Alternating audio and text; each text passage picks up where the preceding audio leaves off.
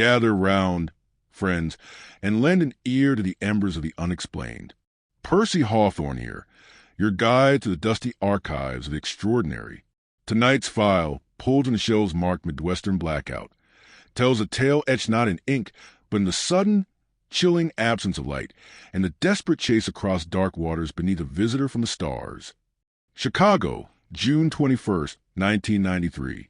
A humid centennial eve, the air thick with the ghosts of the world's Columbian Exposition and the sweat of a modern metropolis celebrating its gilded past. Millennium Park pulsed with holographic recreations of the fair's White City. Grant Park hosted symphonies playing Sousa marches. Then, precisely at 9:03 p.m., as a digital recreation of fair's grand opening fireworks shimmered above Lake Michigan, the city flinched. Not a full plunge, not yet, just a flicker, a stutter in the relentless heartbeat of neon traffic lights and towering glass monoliths. A collective gasp rose, then subsided into nervous laughter. A glitch. But Gabriel Sterling, standing on the Adler Planetarium's darkening terrace, felt a tremor run deeper than faulty wiring. He wasn't looking at the skyline. His gaze was locked on the vast, obsidian expanse of Lake Michigan, where the flicker originated, where the air itself seemed to congeal. A linguistics professor once, now a consultant for the vaguely defined scientific horizons, Gabriel possessed senses tuned to frequencies most dismissed as static. He felt the city's anxiety like a physical pressure, a low thrum beneath his sternum. But beneath that, emanating from the lake like a cold current, was something else. A profound resonant sorrow, ancient and alien, tangled with a sharp metallic spike of confusion, panic. It washed over him, carried on the humid breeze off the water, making his skin prickle and his breath catch. This wasn't a power surge. This was an event. Gabriel, did you feel that? The voice, bursting with nervous energy, belonged to Milo Hart, appearing beside him like a phantom conjured from the shadows. Milo, perpetually clad in slightly mismatched vintage finds tonight, a faded, I Believe t-shirt under a threadbare quarters blazer, vibrated with a residual jolt. His eyes, wide and dark, scanned the skyline. Whole block near my coffee cart went dark for a full second. Mrs. Kowalski dropped her decaf oat milk latte. Tragedy narrowly averted, but the cosmic vibes? Bad. Like, forgot the laugh track at an open mic, bad. His usual comedic shield was up, but Gabriel saw the genuine unease beneath. Milo's cosmic intuition was rarely wrong, a gut-level Geiger counter for the weird. Before Gabriel could articulate the cold dread pooling in his gut, the lake moved. Not the water, but the space above it. The ambient city glow reflecting off the low cloud cover was abruptly eclipsed by a shape descending silently, impossibly, to the overcast night. It wasn't sleek or brightly lit like Hollywood promised. It was colossal, easily dwarfing the Sears Tower silhouetted against the western sky. Its form was irregular, organic yet geometric, like a cluster of obsidian crystals fused together at impossible angles, absorbing the scant light rather than reflecting it. Darker than the night sky, it drifted with a terrifying, silent grace toward the heart of the city, hovering perhaps 1,000 feet above the water. As it passed directly overhead, the city plunged. Not a flicker this time, but a suffocating, absolute darkness. The triumphant symphony died mid-crescendo. The holographic fireworks vanished. Every light, from the skyscrapers piercing the clouds to the tiny LEDs on a watch face, winked out. The only illumination came from the terrified, flickering dance of countless emergency flares and car headlights suddenly igniting below, casting frantic, staccato shadows. "Okay," Milo breathed, his voice small in the sudden, oppressive silence broken only by distant sirens and screams. "That's not Cohn's fault. That's guest speaker." His photographic memory was already cataloging angles, size relative to known landmarks, the utter absence of engine noise. Gabriel staggered, grabbing the terrace railing. The wave of alien emotion intensified, a desperate, searching signal amplified 1,000-fold by the city-wide blackout. It wasn't hostile, not exactly. It was lost, injured, calling out on a frequency that short-circuited human technology. "It's broadcasting," Gabriel gasped, the words tasting of ozone in deep water. A distress signal or a homing beacon. Raw power. It's drowning us out. He saw flashes, fractured images in his mind's eye. Intricate, non-Euclidean corridors, pulsing bioluminescent glyphs, the sensation profound disorientation. Milo's hand clamped on his arm. Broadcasting what? And more importantly, how do we RSVP now home? He squinted toward the Navy pier, its Ferris wheel a dark skeletal cage against the barely visible lake. Tugboat, the Persephone. Old Arden owes me for finding his lost championship darts trophy in the ceiling tiles at the Laughing Squid. If anything can get us out there. The descent into the pitch-black city was harrowing. They navigated by Milo's flawless recall of street layouts and the sporadic, panic-induced illumination of flares and car crashes. The air crackled with primal fear. Looting had already begun in isolated pockets. The thin veneer of civilization cracking under the weight of absolute darkness and the looming, silent dread above the lake. Gabriel felt it all. The terror, the opportunistic greed, the desperate attempts at order, like a discordant symphony playing directly on his nerves. Milo, surprisingly focused, used his improv skills twice.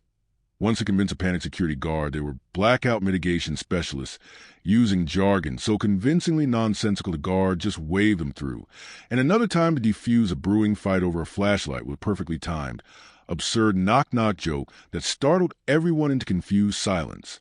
Captain Arden, a grizzled walrus, a man smelling of diesel and stale beer, was initially skeptical.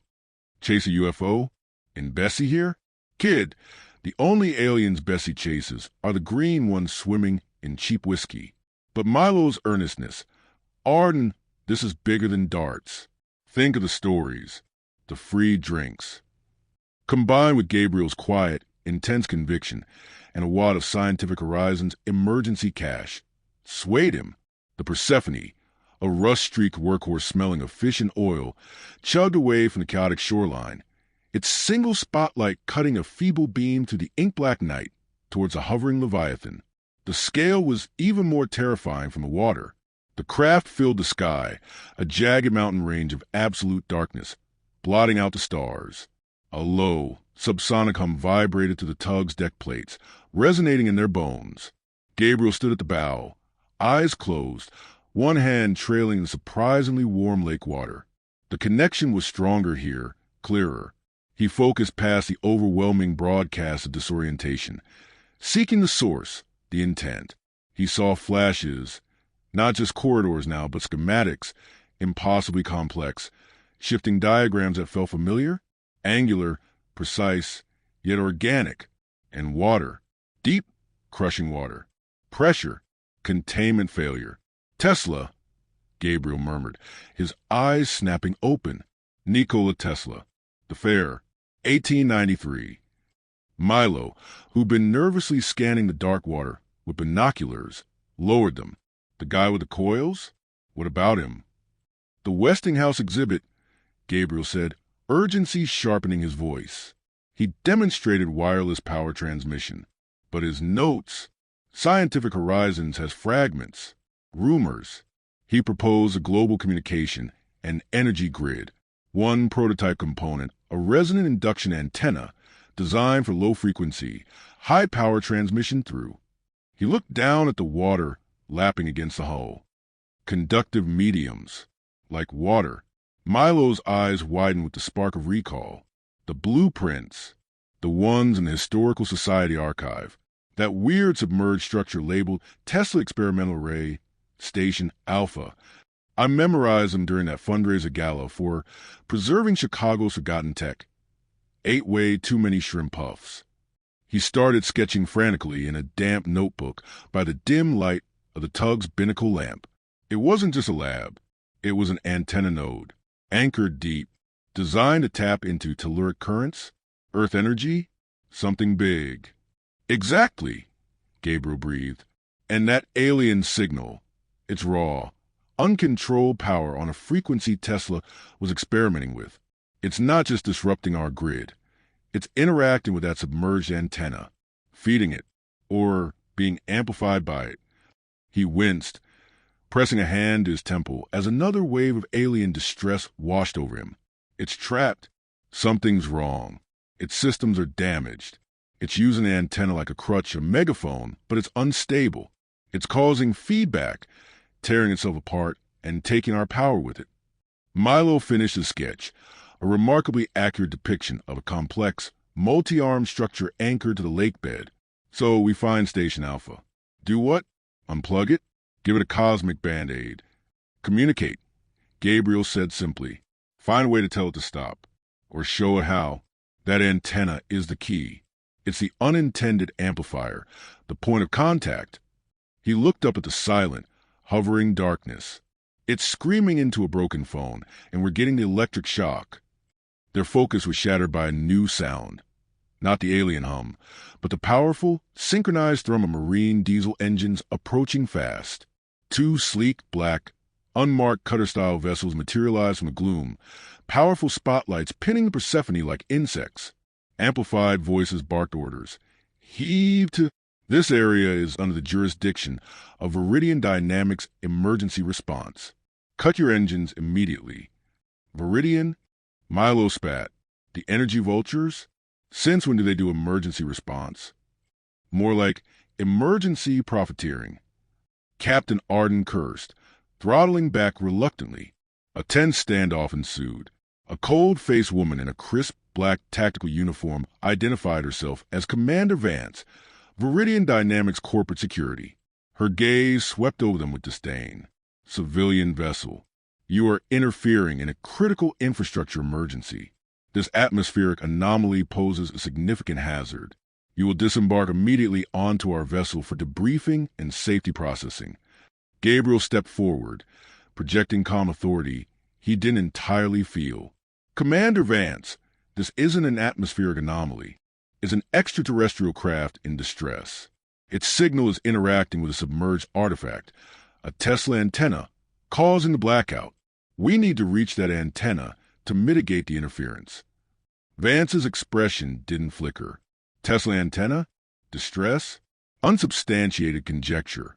Viridian Dynamics has been contracted by federal authorities to contain this phenomenon. We have the expertise and technology. Your assistance is neither required nor desired. Disembark. Now. Her hand rested meaningfully on the holster at her hip. Her emotional signature, Gabriel sensed, was a chilling mix of ambition, greed, and ruthless certainty. She wasn't here to help the city or the alien. She saw a weapon, a power source, a corporate gold mine falling from the sky. Milo, sensing Gabriel's tension and Vance's dangerous resolve, shifted gears. He slumped slightly, adopting an expression of bewildered panic. "Oh, thank God you're here," he babbled, stepping toward the rail, hands raised. "We were just trying to get away. That thing, it zapped our radio. Old Bessie here barely runs on a good day. We thought we were goners. You got to get us out of here." He poured on the terrified citizen act, subtly edging closer to the Viridian vessel's boarding ramp. Vance eyed him with suspicion, but a flicker of condescending satisfaction. "Calm down, citizen. Just step aboard." Her attention momentarily diverted by Milo's performance. She didn't see Gabriel's subtle nod to Captain Arden. "Now, Arden," Gabriel hissed. The old captain, who'd been quietly priming his engine, slammed the throttle forward. The Persephone's engine roared in protest, belching black smoke. The tug lurched forward, breaking the spotlight's hold. At the same moment, Milo, feigning a stumble, crashed into the Viridian Comm's officer near the ramp, sending them both sprawling in a tangle of limbs and equipment. "Whoops! Clumsy me. So sorry. Blackout jitters." "Stop them." Vance shrieked, drawing her sidearm. Gunfire erupted, pinging off Persephone's thick steel hull. Arden zigzagged the lumbering tug with surprising skill, using the darkness and the alien craft's massive shadow as cover. Gabriel pulled Milo back aboard as the tug pulled away. Nice diversion. Improv 101. Commit to the bit even if you're dodging bullets. Milo gasped, scrambling to his feet. "But they got faster boats, Gabriel." "Then we need to disappear," Gabriel said, looking towards a monolithic alien presence. head straight for it, Arden right under its belly. Arden, wide-eyed but game, spun the wheel. The Persephone chugged directly toward the hovering Leviathan. The subsonic hum intensified, vibrating their teeth. The Viridian cutters hesitated, their spotlights sweeping erratically. Flying directly under an unknown, city-blackening alien craft wasn't in any corporate risk assessment manual. By the time Vance regained control, shouting orders to pursue, the Persephone was a small, dark shape vanishing into profound shadow cast by the visitor from the stars. Beneath the craft, the world shrank to the tug's spotlight, reflecting off the obsidian underside mere hundreds of feet above and the black water below. The air felt thick, charged. Gabriel knelt at the bow, plunging both hands into the water. The connection was overwhelming, a torrent of alien sensation. He gasped. Pain. Sharp, localized. A fracture. A breach. And the antenna, he could feel it now, a deep, resonant thrumming from the lake bed, amplifying the alien's distress call into a destructive shriek.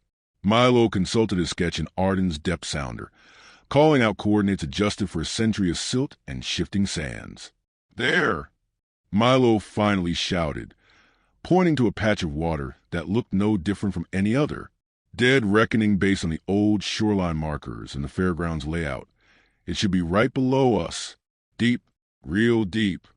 Gabriel opened his eyes, water dripping from his hands. It's there, and the alien it's tethered to it, psychically, energetically.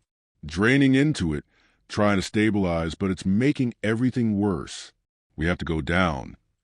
He looked at the meager diving gear Arden produced, 2 ancient, patched suits with helmet lights and limited oxygen tanks. It was terrifyingly inadequate. Milo stared at the gear, then at the black water. Right, because what's a little recreational deep-sea diving under an alien spaceship during an apocalyptic blackout? Just another Tuesday. He forced a grin, but it was tight. Hope it likes knock-knock jokes. The descent into the abyssal darkness of Lake Michigan was a plunge into sensory deprivation. Their helmet lights cut feeble cones to the murk, illuminating swirling sediment and the occasional startled fish. Pressure squeezed their suits. Silence, broken only by their own ragged breathing through the communicators and the constant, oppressive hum vibrating through the water, the combined drone of the alien craft and the resonating antenna. Gabriel led, his empathic sense stretched taut like a fishing line, pulling him towards the source of the pain and the powerful thrum below. He felt the lake's life, the cold, patient fish, the ancient mud, recoiling from the unnatural energy radiating from the depths. After an eternity measured in pounding heartbeats and dwindling oxygen, their lights finally struck something unnatural. Not rock, but metal, crusted with centuries' worth of zebra muscles and silt, yet still recognizable. Giant angular arms, each easily 30 feet long, radiating from a central hub buried in the lake bed. Intricate, geometric patterns were etched into the metal, visible beneath the biological crust. Tesla Station Alpha.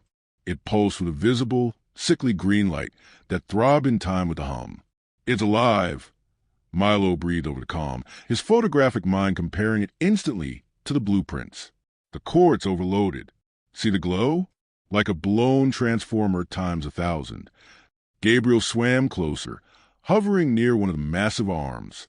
He placed a gloved hand on the icy metal. The feedback was instant and brutal. He cried out, a strangled sound muffled by the helmet. Visions flooded him.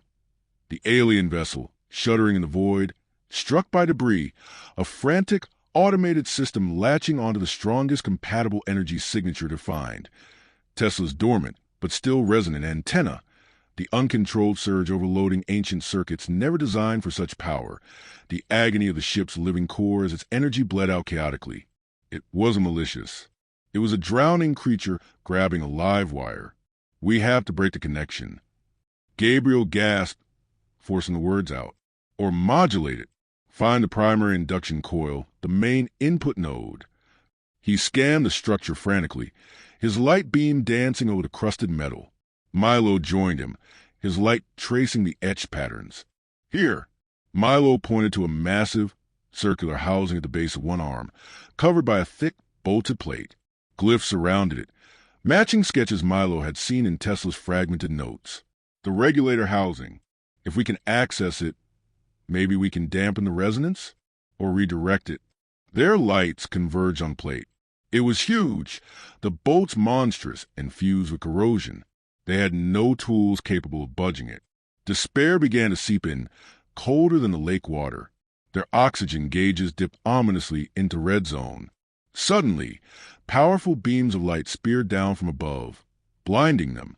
The sleek, predatory shape of Viridian Dynamics' deep-sea submersible, the Nautilus, descended like a mechanical shark. Its manipulator arms reached toward the regulator housing, crude cutting tools extending.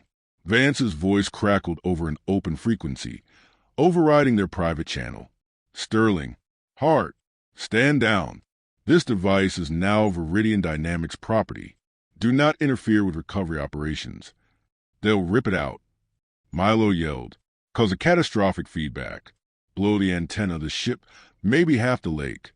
Gabriel saw it too. Vance's ambition was a blinding, avaricious glare in his mind. She saw only a power source, a weapon, $1 trillion patent. The alien's pain spiked, a silent scream of impending violation. Fury, cold and clear, surged through Gabriel, not just for the alien, but for the city plunged into darkness, for the arrogance threatening to turn a cry for help into a cataclysm. He pushed off the antenna, swimming directly toward the Nautilus's main viewport, where Vance's face was visible, tight with triumph. He slammed his gloved fist against the thick glass, the sound a dull thud in the water. He broadcasted not words, but pure, focused intent, amplified by his empathy and the resonant energy saturating the water. He pushed the feeling of the alien's distress, the raw wrongness of the antenna's overload, the imminent danger of her actions. He pushed the image of Chicago exploding in a wave of energy. Viridian's prize vaporized, her ambition turned to ash. He pushed truth. Inside the Nautilus, Vance recoiled as if struck. Her triumphant expression shattered, replaced first by confusion, then by a dawning, visceral horror that had nothing to do with logic and everything to do with primal fear. She saw, felt, the destruction Gabriel projected.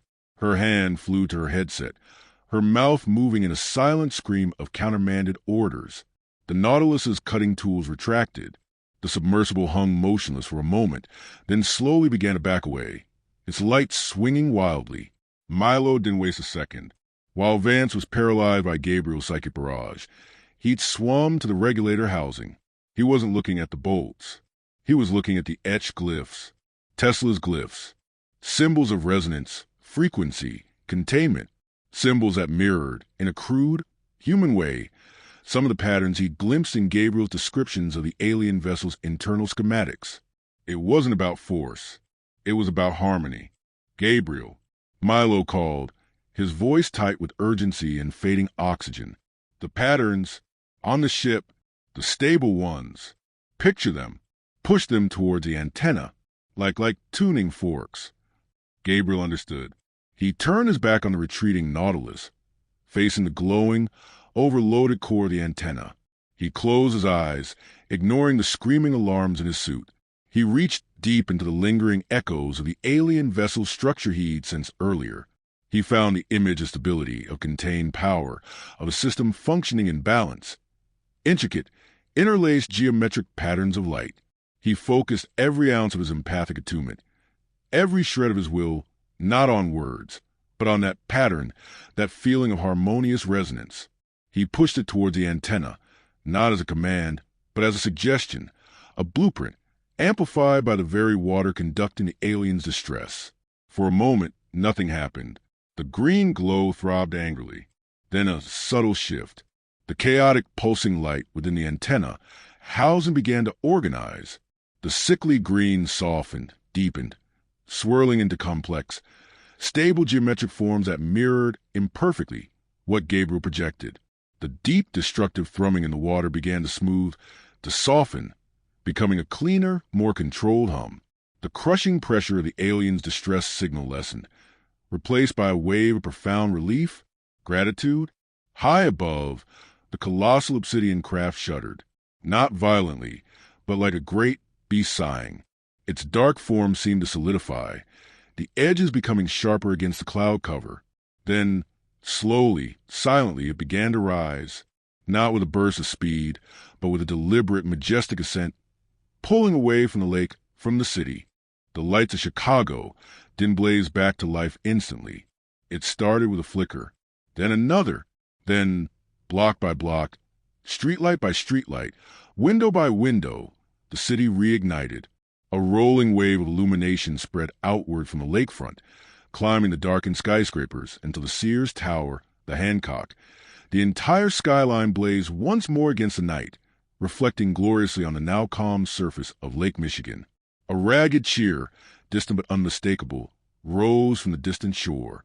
Gabriel and Milo, suspended in the suddenly peaceful darkness near Tesla's now quietly humming antenna, watched the alien craft diminish into a dark speck against the stars, then vanish. Their helmet lights illuminated each other's exhausted, triumphant faces.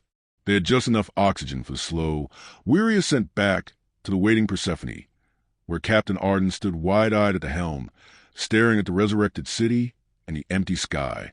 The Viridian Nautilus was nowhere to be seen, and so the ledger on this particular strangeness closes for now. Percy Hawthorne's voice gently pulls you back. Gabriel Sterling and Milo Hart surface, heroes without a headline, their story buried beneath official denials of a massive geomagnetic storm and Viridian dynamic silence, bought with threats and settlements. The submerged antenna, officially deemed a historical curiosity, left to slumber once more beneath the waves, but whispers linger, of a dark shape over the lake, of lights dying and flickering back, of two men in a rusty tugboat who face the unknown not with weapons, but with understanding and a knack for the absurd. Remember, the world hums with more mysteries than answers. Keep your eyes open, your mind curious, and perhaps carry a spare coffee for a friend facing the dark. This is Percy Hawthorne, reminding you, the archive is never truly complete. Good night.